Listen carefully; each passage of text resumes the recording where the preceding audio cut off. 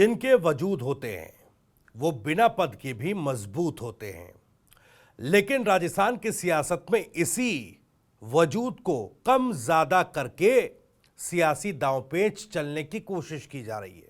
आज के सवाल क्या है, सबसे पहले ये जान लेते हैं। दरअसल आज का सबसे बड़ा सवाल तो ये है कि भाई गृह मंत्री अमित शाह से दिल्ली में राजस्थान की डिप्टी सीएम दिया कुमारी की मुलाकात हुई है। अब इस मुलाकात में क्या बात हुई है, आप पिछले कई दिनों से देख रहे हैं। राजस्थान के नेता, खासकर सत्तारूढ़ दल के नेता दिल्ली तक दौड़ लगा रहे हैं, मैराथन मुलाकातें हो रही हैं।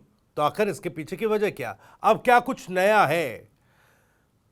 दूसरा सवाल, विधानसभा में अब कौन से मुद्दों की आवाज गूंजती नजर आएगी? विधानसभा सत्र को लेकर, मानसून सत्र को लेकर चर्चा तेज हो गई है। इसको लेकर समय भी सामने आ रहा है। क्या कुछ पूरा अपडेट है, आपको बताएंगे। तीसरा सवाल क्या है? तीसरा सवाल है कि पायलट से खफा कौन, जो भाटी और बेनीवाल पर मेहरबान। ऐसा कौन है जो पायलट को तो कमतर करके आंकने की या फिर उनको कमतर करने की एक रणनीति बुन रहा है और भाटी और बेनीवाल पर मेहरबान नजर आ रहा है? ये आपको बताएंगे। और इसके अलावा चौथा सवाल, किरोड़ी को पड़ी फटकार, फिर कर रहे हैं रुतबे की बात। ये तमाम सवाल हैं, इन्हीं सवालों के जवाब जो है वो आज टटोलने की कोशिश करेंगे। लेकिन आगे बढ़े उससे पहले आपको बता दें कि राजस्थान की राजनीति, उसके सटीक विश्लेषण और अंदर की खबरें दिखाने वाला स्पेशल शो इनसाइड स्टोरी के साथ मैं हूं भविष्य त्यागी। तो सबसे पहला सवाल आज का डिप्टी सीएम दिया कुमारी को लेकर, जिस तरीके से उन्होंने आज दिल्ली में गृह मंत्री अमित शाह के साथ मुलाकात की है। दरअसल इससे पहले राजस्थान की सियासत के सत्तारूढ़ दल के कई नेता जो हैं, खुद मुख्यमंत्री तक दिल्ली के चक्कर लगा चुके हैं।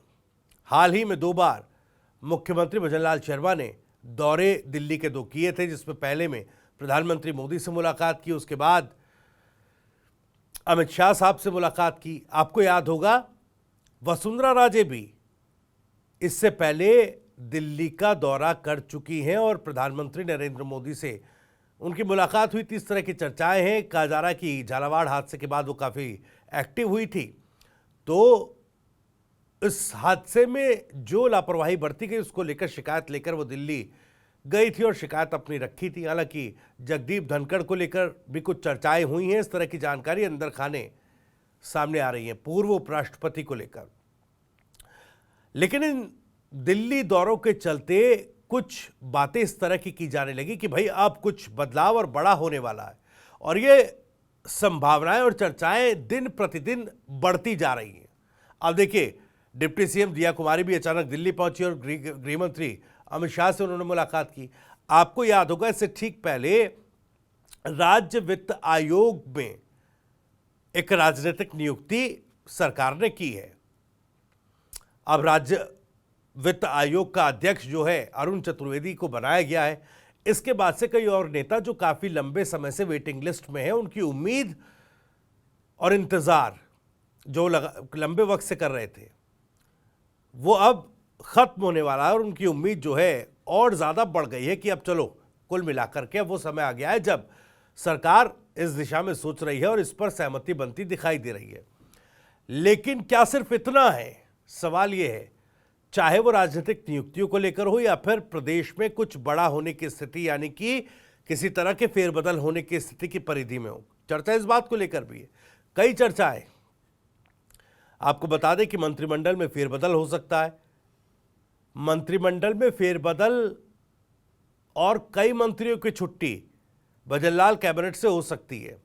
उसमें कई चेहरे ऐसे भी हैं जो प्रदेश में मौजूदा समय में मंत्रिमंडल में हैं और अपने बड़बोलेपन की वजह से उनका पत्ता कट सकता है और कई नए चेहरों को मौका मिल सकता है। और कुल मिलाकर नाराज जो लोग हैं, उपेक्षित जो लोग हैं, उनको साधने के लिए नए चेहरों को एक मौका जरूर दिया जा सकता है। लेकिन ये कहा जा रहा था कि भाई पहले बीजेपी के प्रदेश अध्यक्ष की, माफ कीजिएगा, बीजेपी के राष्ट्रीय अध्यक्ष की नियुक्ति हो जाए, तब तक के लिए मामला होल्ड रखा हुआ है। लेकिन अंदर खाने खबरें ये आ रही हैं कि बीजेपी के राष्ट्रीय अध्यक्ष को लेकर भी आरएसएस और बीजेपी के भीतर और सरकार के साथ सहमति जो है वो बन गई है। कई नाम चले। कहा गया कि भाई कुछ नामों पर संघ की तरफ से सहमति नहीं बन पाई, कुछ सरकार कुछ नामों पर सहमत नहीं हो पाई, इस तरह की खींचतान ये चल रही थी। लेकिन अंदर खाने अभी ये खबर आई है कि बीजेपी के राष्ट्रीय अध्यक्ष के नाम पर, उस चेहरे पर एकमत संघ, सरकार और बीजेपी सब हो गए।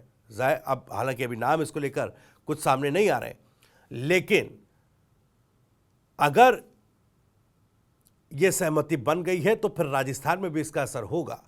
और राजस्थान में भी जो मंत्रिमंडल फेरबदल या इस तरह की बदलाव की, बड़े बदलाव की चर्चाएं चल रही हैं, वो भी अब ज़्यादा दूर है नहीं।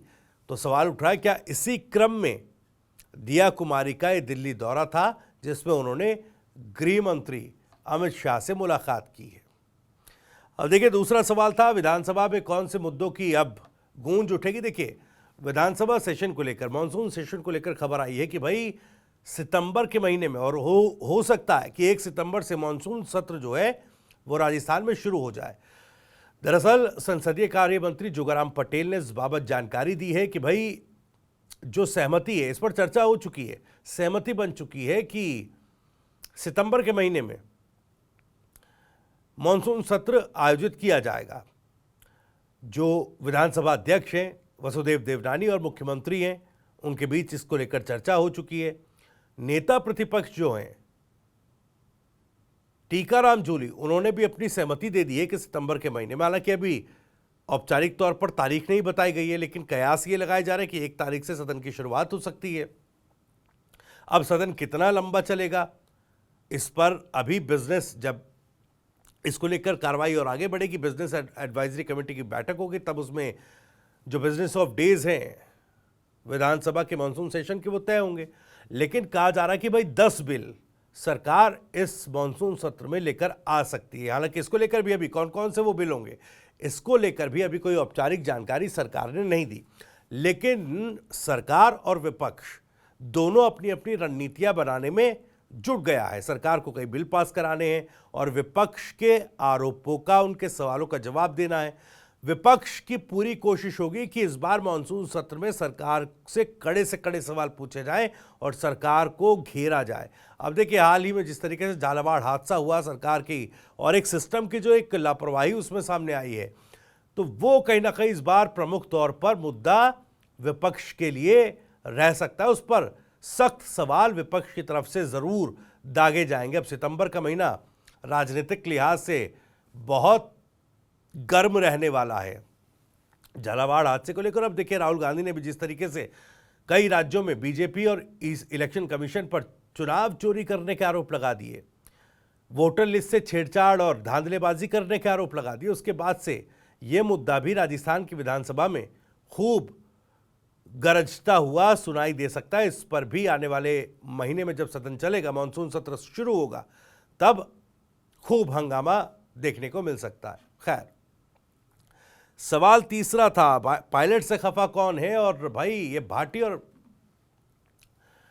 बेनीवाल पर मेहरबान क्यों। दरअसल देखिए, जो स्थिति बन रही है, आप अगर राजनीतिक तौर पर देखेंगे, बीते दिनों एनएसयूआई का प्रदर्शन हुआ, सचिन पायलट, हालांकि सचिन पायलट खेमे के कुछ और नेता उसमें शामिल हुए, सचिन पायलट के साथ साथ वाटर कैनन का इस्तेमाल हुआ, सचिन पायलट पर भी वाटर कैनन दागी गई। छात्र संघ चुनाव बहाल कराने की मांग थी, लेकिन जिस तरह से सड़कों पर सचिन पायलट तक को वाटर कैनन उन पर दागने तक से परहेज नहीं किया गया, उसमें सवाल उठ रहा है कि भाई ऐसा क्या कर दिया एनएसयूआई ने कि आपको वाटर कैनन का इस्तेमाल करना पड़ गया। जबकि आप देखिए, सियासी तौर पर सचिन पायलट से जो कम कद के नेता हैं, उनके लिए प्रशासनिक तौर पर व्यवहार कुछ अलग नजर आता है। उदाहरण के तौर पर आप देखिए, रविंद्र सिंह भाटी खेजड़ी को बचाने के लिए जिस तरीके से आंदोलन वो धरने पर बैठे, हनुमान बेनीवाल का जिक्र करें, शहीद स्मारक पर कई दिनों से धरने पर बैठे हुए, इससे पहले सरकार को, सिस्टम को सीधे चेतावनी तक दे चुके हैं, कई लाख युवाओं को इकट्ठा करने की चेतावनी तक दे चुके हैं। बात भाटी की हो, मामला भाटी का हो या फिर हनुमान बेनीवाल का, अब देखिए इसमें कहीं ना कहीं सरकार की तरफ से, या यूँ कहें कि प्रशासनिक तौर पर वहाँ अधिकारी पहुँचते हैं और एक सामंजस्य बैठाने की कोशिश होती है, मांग पत्र लिया जाता है और कहा जाता है कि भाई सरकार आपके मांगों के प्रति संवेदनशील है, उस पर विचार करेगी। रविंद्र सिंह भाटी को भी आश्वासन दिया जाता है, अधिकारी वहां पर दौड़कर पहुंचते हैं। हनुमान बेनीवाल के वक्त भी जो हनुमान बेनीवाल खुद खुले तौर पर नंगी चेतावनी जो है सिस्टम और सरकार को देते हैं, वहाँ भी अधिकारी दौड़कर पहुंचते हैं और सुलह कराने की, सामंजस्य बैठाने की कोशिश करते हैं, बताते हैं कि भाई सरकार विचार करने के लिए इस पर तैयार है, तो संदेशवाहक बनकर पहुंचते हैं। लेकिन सचिन पायलट जब सड़कों पर उतरे तो ऐसा हुआ नहीं। आखिर सरकारी लिहाज से, प्रशासनिक स्तर पर क्या ये कोई और रणनीतिक दांव है? क्या किसी तरीके से सचिन पायलट के राजनीतिक कद को थोड़ा सा कमतर लाने की एक रणनीति या घेराबंदी जो है वो हो रही है? ये सवाल खड़ा हो रहा है, क्योंकि इस तरह के वाटर कैनन का इस्तेमाल हमने और कहीं नहीं देखा। हालांकि हनुमान बेनीवाल इस तरह की बातें करते हैं कि भाई हम सरकार को चेताते हैं कि भाई आपने अगर मांग नहीं मानी तो इतने लाख लोग जो है वो इकट्ठा होंगे और उसमें लॉ एंड ऑर्डर की जिम्मेदारी सरकार की होगी। इस तरह की बातें हनुमान बेनीवाल करते हैं। बावजूद इसके वाटर कैनन या किसी तरह के बल प्रयोग का इस्तेमाल हाल ही में उनके प्रदर्शन में, उनके प्रोटेस्ट में कहीं देखने को नहीं मिला, ना ही रविंद्र सिंह भाटी। तो इस तरह की और भी चीज़ें हैं। लेकिन ऐसा क्या हुआ कि सचिन पायलट जब सड़क पर उतर रहे हैं तो सरकार को, सिस्टम को, प्रशासन को, पुलिस को उन पर वाटर कैनन तक का इस्तेमाल करना पड़ रहा है। आखिर इसकी वजह क्या है, इसका संदेश क्या है, संकेत क्या है, ये समझना ज़रूरी है। खैर, चौथा सवाल, किरोड़ी को पड़ी फटकार, फिर कह रहे रुतबे की बात। भाई देखिए, नरेश मीणा को लेकर जिस तरीके से सियासत राजस्थान में होती है, हाड़ौती इलाके में, समरावता हिंसा के बाद किरोड़ी मीणा टोंक जेल में भी मिलने पहुंचे थे कई लोगों से जो समरावता ग्रामीण थे, निर्दोष, जो इस मामले में जेल में बंद थे, उससे मुलाकात की थी। कहा जा रहा था कि भाई नरेश मीणा से भी मुलाकात की है। उसका जिक्र करते हुए किरोड़ी लाल मीणा एक कार्यक्रम में कहते हैं कि मुझे नरेश मीणा से जेल में मिलने को लेकर फटकार पड़ी है, मुझे शीर्ष नेतृत्व ने 4 बातें सुनाई। इस तरह की बातें वो सार्वजनिक मंच पर कहते नजर आ रहे हैं। और अपने उसी भाषण में, उसी संबोधन में आगे वो ये भी कहते हैं कि मेरा आज भी इतना रुतबा है कि कोई मुझे रोक टोक नहीं सकता। अब ये 2 तरह की बातें किरोड़ी मीणा ने एक मंच से कही हैं। अब इसका संकेत और संदेश क्या है? नरेश मीणा के समर्थक या नरेश मीणा जिस इलाके में राजनीति करते हैं और जो सहानुभूति समरावता या उपचुनाव के दौरान उन्होंने लोगों की बटोरी है, क्या नरेश मीणा उस तरह के, माफ कीजिएगा, किरोड़ी मीणा क्या नरेश मीणा के समर्थकों या उस वोट वर्ग में कोई खास संदेश देने की कोशिश कर रहे हैं? खैर, इसी सवाल के साथ इनसाइड स्टोरी में इतना ही। वीडियो और जानकारी पसंद आई हो तो वीडियो को लाइक करें, ज़्यादा से ज़्यादा शेयर करें।